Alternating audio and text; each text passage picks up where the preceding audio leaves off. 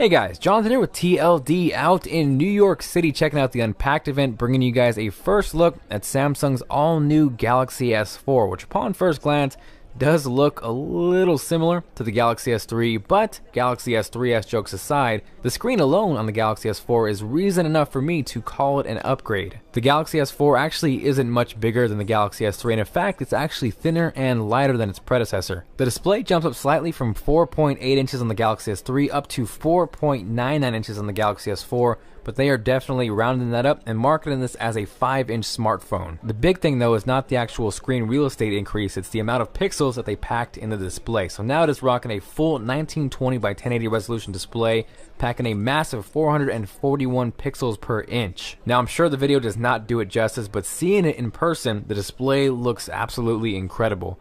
Now I have briefly messed with the Xperia Z from Sony, and while that is 1080p as well, it's a little washed out, leaves a little bit to desired, and from first impressions this display definitely outperforms that one. The camera on the Galaxy S4 also got a pretty big update, jumping from 8 megapixels on the Galaxy S3 all the way up to 13 megapixels on the Galaxy S4. The front-facing camera got a slight update from 1.9 megapixels to 2 megapixels, so not really a whole lot there, but the big focus was actually software on the camera.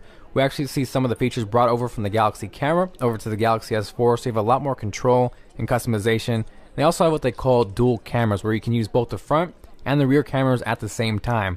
I'm not exactly sure how useful that is, or if I found myself needing to use both the front and the back camera at the same time, but you guys can let me know what you think with a comment down below. Now as far as other specs go, they didn't officially announce or highlight the CPU. From what I gather, the US version is indeed going to be quad-core, while the international version is going to have the 8-core Exynos processor. Now specs and upgrades and all that good stuff aside, they spent a lot of time on the actual software. S-Translate is pretty much your personal translator, where you can take actual spoken words or something like an email and translate it to a different language, and from what I can see from the demos, it did work extremely well. Now we also see AirView brought to the Galaxy S4, so we saw that on the Galaxy Note 2 where you take the S Pen, hover over a picture, get a preview.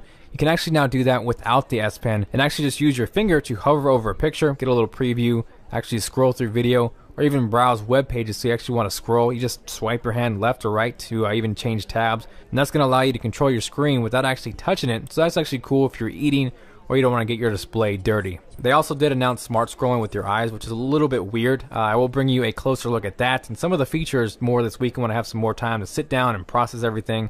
I'm on about 2 hours of sleep right now, but I wanted to bring you guys a quick first look at the Galaxy S4. Let me know what you think of it down below with a comment. What is your favorite features? What do you like? What do you dislike? And what do you guys want to see more coverage on? So thank you guys for watching. This is Jonathan with TLD. If you guys did enjoy the video, make sure to hit that like button, as it does help the channel out. And I will see you guys later.